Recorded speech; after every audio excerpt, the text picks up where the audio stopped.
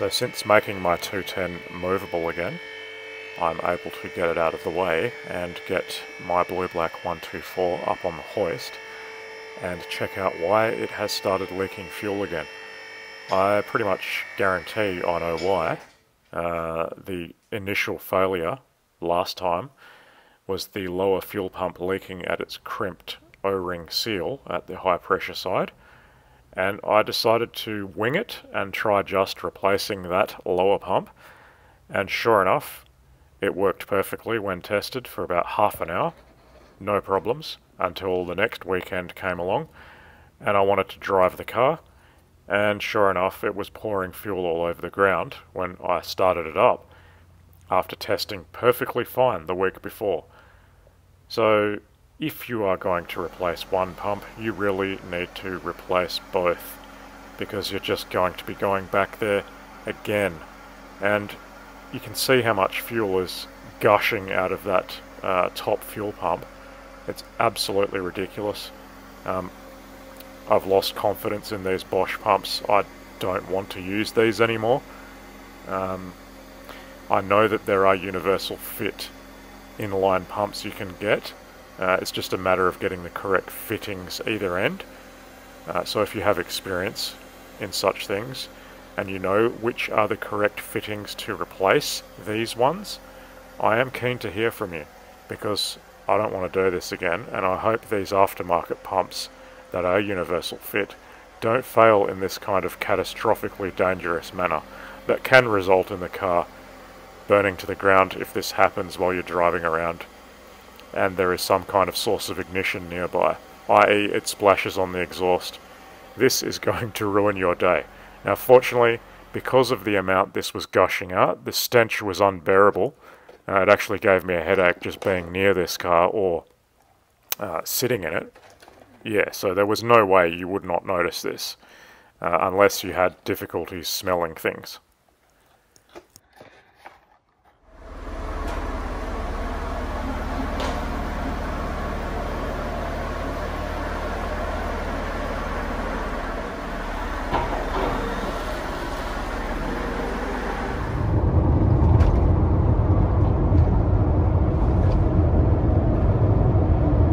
Always a pleasure driving my red 124 around.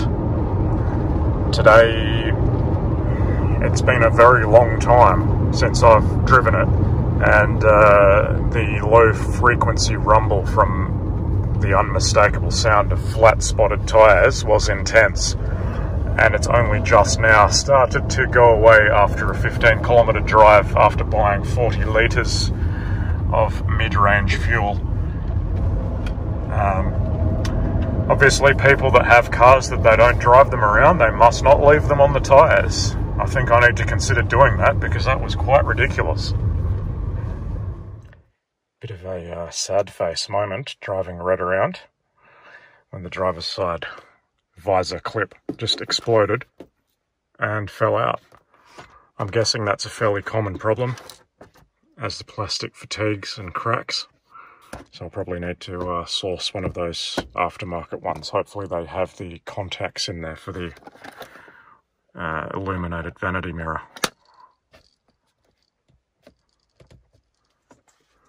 The other one still seems to be good.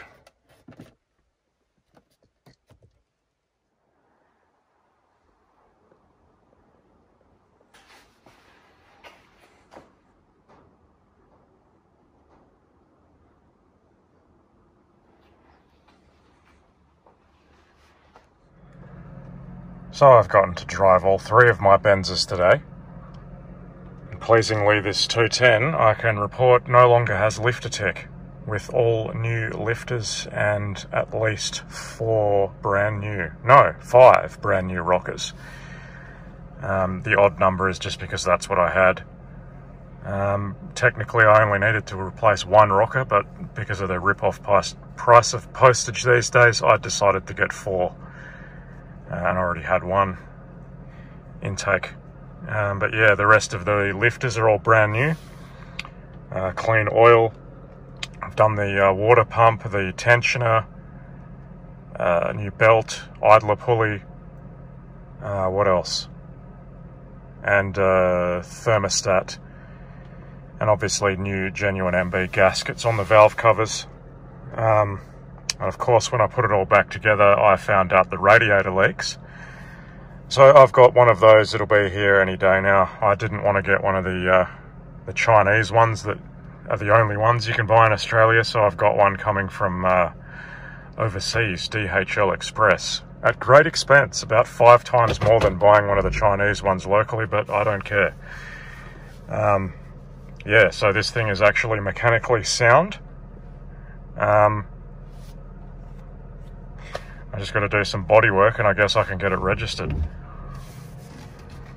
Thank God I don't have to worry about fuel pumps failing on this car. It's a lot simpler to work on the fuel system on this car than the KE-Jetronic. So sadly, Blue Black still cannot be driven. As you saw, it's absolutely gushing fuel out of that second fuel pump.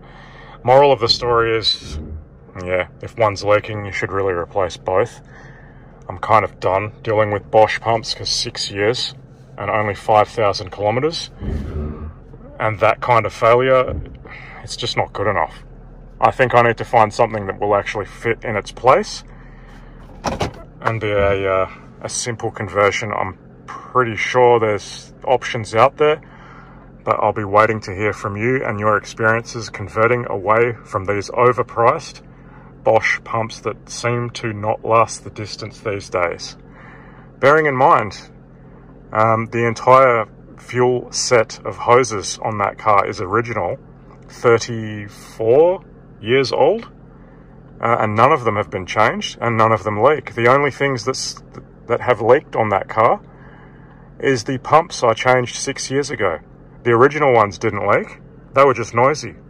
So the manufacturing process has changed, clearly.